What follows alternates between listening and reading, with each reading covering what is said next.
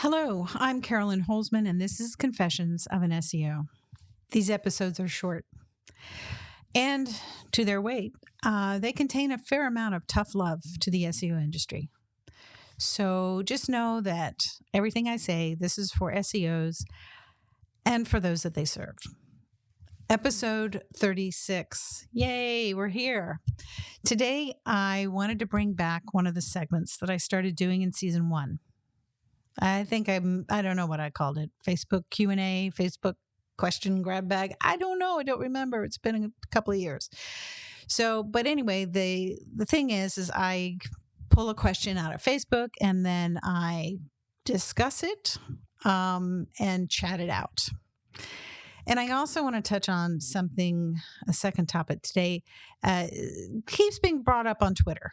And it's kind of specific. And if you're not sure what the site reputation abuse policy was, that was something back in the spring where Google said, hey, everybody, if you're abusing the reputation of your site, we're going to manually penalize you.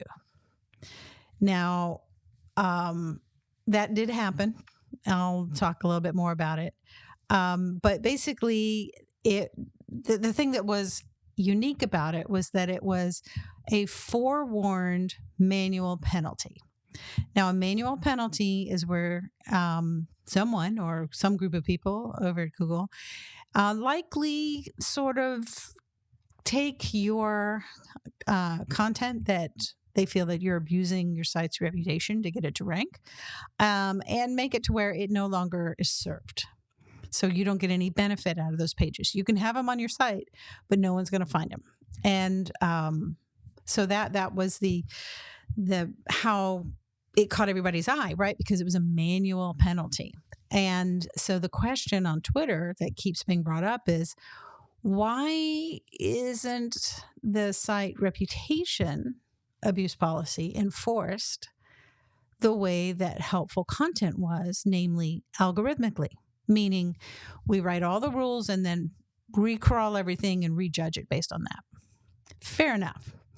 Now, I just realized because I'm sitting at my desk and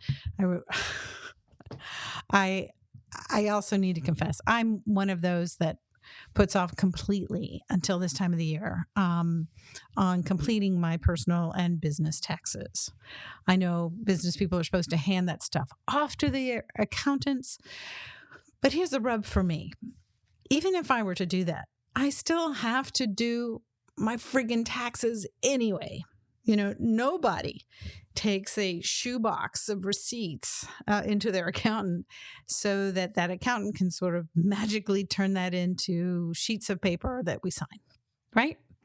And as you know, we don't always get an extension. We don't get an extension to pay our taxes. We get one to file our taxes. So I was looking at all this stuff going like, woohoo, I am done with 2023, officially and unofficially. And if there's anybody out there working towards that October 15th due date, I want you to know I see you. I believe in you. And I know you'll get it done. So that's why I'm free to move about the cabin and go exploring into Facebook. So come with me. We'll say, ladies and gentlemen, it's time to dive into the digital abyss of Facebook, a land of oversharing, cat videos, and that one friend who seems to still be playing Farmville. Okay, so we're going to call it the Facebook question breakdown. I do not, I guess I could tell you, I sort of close my eyes and point at the screen. But the truth of the matter is I kind of troll through Facebook and see what kind of things people are talking about. So today, a lucky winner comes from the quote, help, I'm not going to tell you my name, but I have a keyword question, support group. And this brave soul confesses, and then they ask a question. So the first thing is, and I'll read it through, and then I'll let you know when I'm out of it. Okay. They say, I'm a bit confused about how to properly use keywords in a blog. I'm going to use the word article. For example, if we have 3 target keywords for a service page: 1, best mobile app development services in Buttsville; 2, best mobile app development company in Buttsville; or 3, best mobile app development solutions in Buttsville. Should we be using the same 3 targeted keywords in every blog, or should we use new phrases in every article? I've noticed many websites repeat the same keywords in every blog, but I'm concerned this could cause cannibalization. Please share your thoughts and examples if possible. And now I'm done. All right. So all I got to say is buckle up, because we are now going to embark on a journey together. And the question is, as I go through this, I'm thinking like, are we going to find comments that enlighten us, or are they just more ways that people encourage and discourage those who are seeking free SEO education? All right, let's see if we can answer this question without resorting to any kind of comments that are not helpful. And remember, basically in the world of Facebook, there really are no stupid questions. It's just we have lots of ways to mistakenly share things in our professional networking group that we shouldn't. Okay, anyway, so I found this question interesting. And yes, I did not make that city name up. There is a city named Buttsville. Why, I cannot tell you. Now, I like to think of search phrases as something being more than just a keyword. I try to imagine if that's what somebody's looking for, what question are they trying to find an answer to? And then if it's a group of search phrases, my secondary question is that question that somebody's trying to get the answer for? Are these search phrases, do they all answer the same question, or are they answering different questions? So I like to take all the fluff words out of these queries. So I took out best and in and Buttsville, and that left us with mobile app development services, mobile app development company, and mobile app development solutions.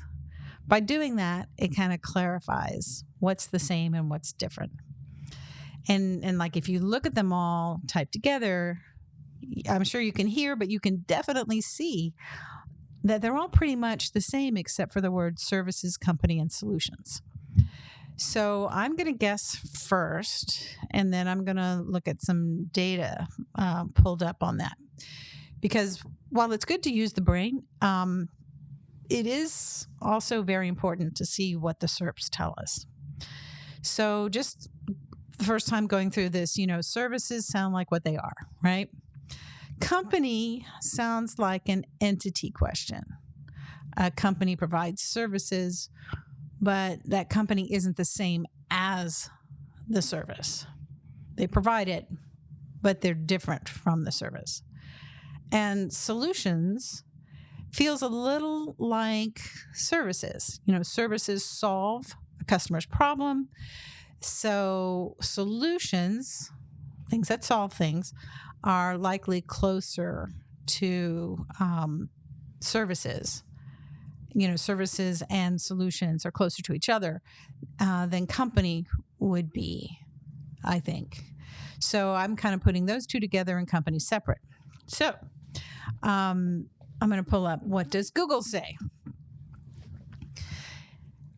Now, if I look, I pulled out the top 10 results for each one of these and thought it might be, I was curious, how many of the search results, the first 10 search results of one phrase are similar to the first 10 search results of the other phrase.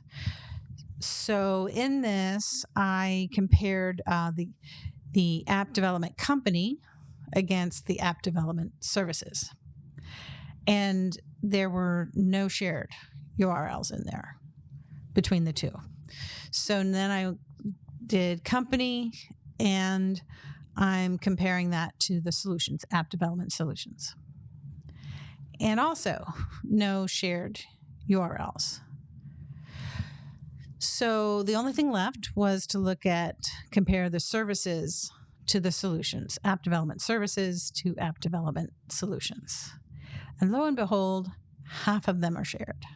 So there's 5 unique in each of them, but there's 5 where they share them. So to my thinking, that signals that Google might have those search results, the ones for app development services and app development solution, they're probably using each set kind of as a disambiguating page, meaning they're providing the 2 options just in case someone wants one over the other. It's kind of like, why should I choose between beef and chicken? Let's serve both. So that makes it look like that Google might have data to suggest that those that search for services or solutions, they might not even be sure of the differences themselves, but Google provides both so that just in case, they might be catching more flies with that one, right?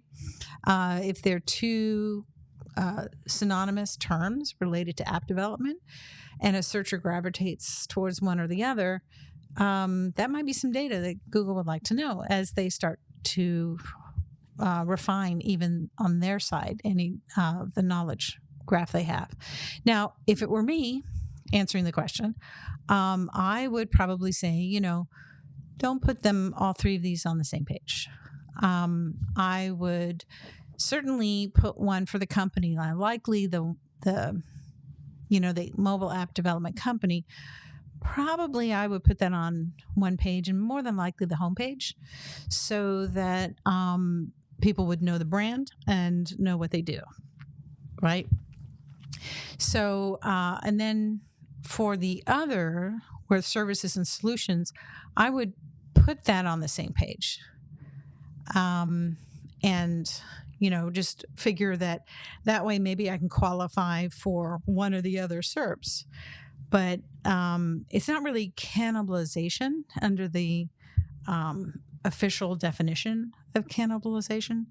I think it's when you have, 2 pages where the topics kind of overlap each other, and considering that Google is sharing some of those same URLs on either search results, I would say put it on one page and see if you can get them both, right? Now, I would not repeatedly use the same keywords in every blog article. Now, I'm assuming on that one because they don't make it very clear where these sites that they've looked at are using the keywords, right? I don't want to sound too cynical, but I doubt that they found a high-ranking example that optimizes for the same keywords over many pages.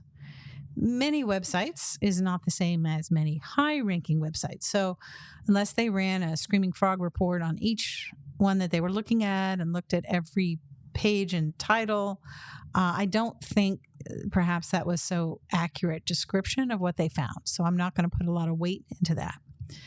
So hopefully our anonymous friend can start from there. To quote a friend of mine, if I'm getting on the road between Austin and Houston, not every light between those 2 points has to be green before we can set out.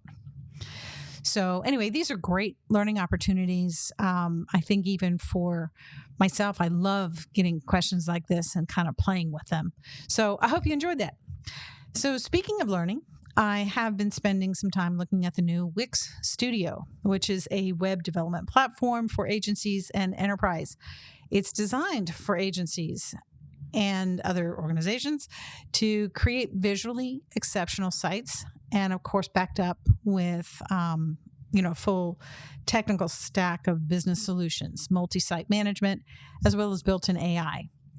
And let us not forget the bot report. that will inform you on what Google is looking at on your site. Now, I don't know of other site builders who share that level of log activity, so I really want to support those that do.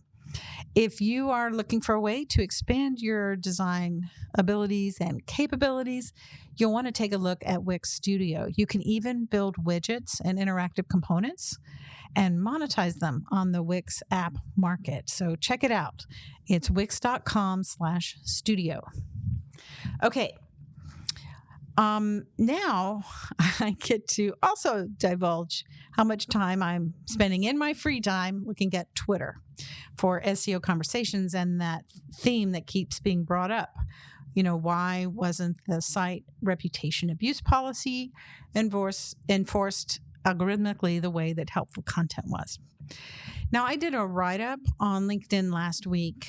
I'll put a link in the description for you. And I kind of touched on this in that write-up. There were some, actually 3 questions I was trying to answer in that. And one of them was about, why was the site reputation abuse manually enforced? And I'll reflect on that here. And if you want to know the other 2 in the LinkedIn article, the other 2 questions were, why can't the helpful content system be manually enforced? And what is it about the helpful content system applied algorithmically that appears unthoughtful and careless? So today's question, why does this reputation abuse policy have to be manually enforced? Now, for those that have my helpful content analysis, this will come as no surprise. If you need to get it, you can check out, it's a bit.ly/helpful content system. And you'll be able to see where you can obtain that if you wish. Going back. Okay, so let's just for a moment take a look at who the site reputation abuse policy was enforced on to begin with, because they seem to be enterprise news sites. Some of those are like Forbes, USA Today, CNN, Business Insider, The Daily Beast, Fortune, LA Times, and many more. So now, what were those sites doing? What was it that they were abusing? Now, this will be for, like, if you just got into SEO, you may not have heard of what I'm about to tell you. But primarily when sites reach a certain, we call them page rank. Now, there's no way for us at this point in time to see the page rank for a site. Google used to share that. And then I think they were like, oh, we may have shared too much. So they clawed that back, and we can only kind of estimate it. But primarily, if you've got a site that has some authority, which is going to be, likely backlinks are going to be one piece to that. It's not only backlinks. But PageRank, like I say, Google used to share it publicly. And those sites that had higher PageRank, they ultimately got away with a lot of things that you and me and our, in comparison to theirs, our sites are small. But likely it was more of like a trifecta. They published a lot every day, and they have massive traffic numbers. Like, they don't have to build up traffic from various sources. They've had it for years, and it keeps coming. So it's kind of like the diversity of everything. And here's a little secret. These enterprise news sites are not subject to the helpful content system. Now, I can hear some of you saying, no, that's not right, Carolyn. They just have more helpful content than the rest of us. Really? So if that were true, then all of those blog writers out there that kind of lost their shirts when the helpful content system was slowly learning about all of our sites before it demolished many September 2023. But if news sites are just about having more helpful content, and they can write about any topic under the sun and still rank for Domino's coupons, then why can't that independent blogger write about any topic? You see what I'm saying? It's the problem is with helpful content is that it's all about topical cohesion on your own site, not in comparison to somebody else's, just yours. Now, if you don't have enough content related to the topic on your own site, you don't even get indexed and served. Now, I know it sounds on the surface like I'm just opinionating myself onto your ears, but no, I have data to back up what I just said. It's in my analysis. Again, bit.ly/helpful content system.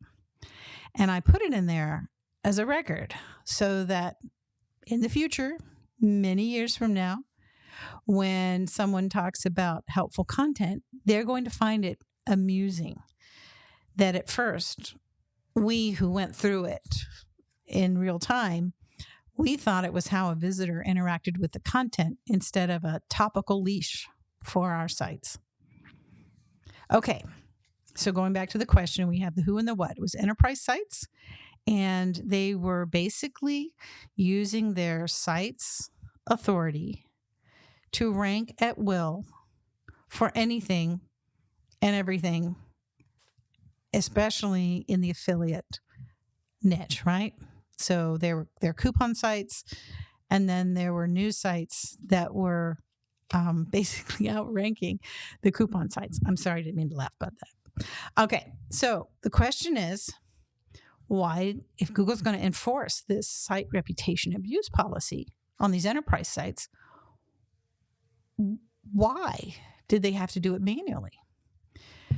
Well, the only way to algorithmically enforce helpful content as a topical domain factor at scale over billions of sites without harming enterprise news sites would be to exempt those news sites from the helpful content system, like in a way to proactively shield them from the system. Now, we know that updates like the helpful content must be algorithmic to be cost effective and accurate when you compare it to, like, can somebody tell, right? But with their eyes. But if news sites are excused from the helpful content system,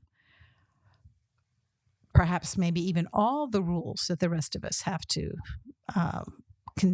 sort of break at our own peril.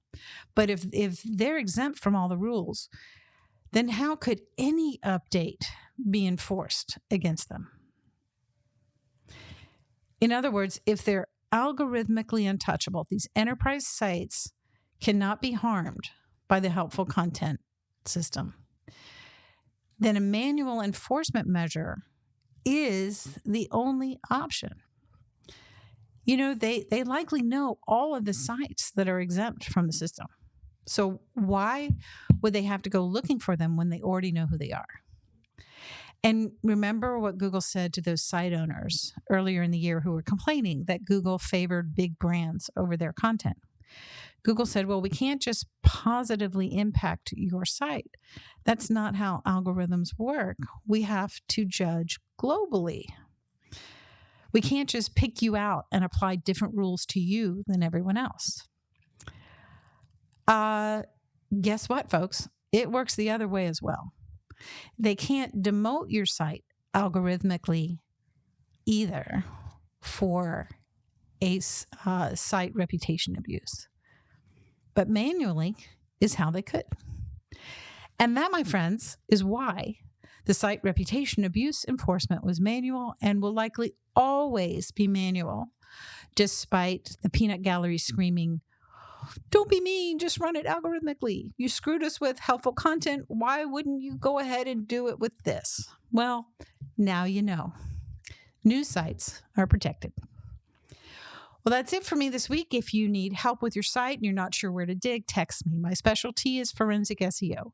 I find weaknesses in sites and bring solutions to strengthen them and create more success for others through their own websites.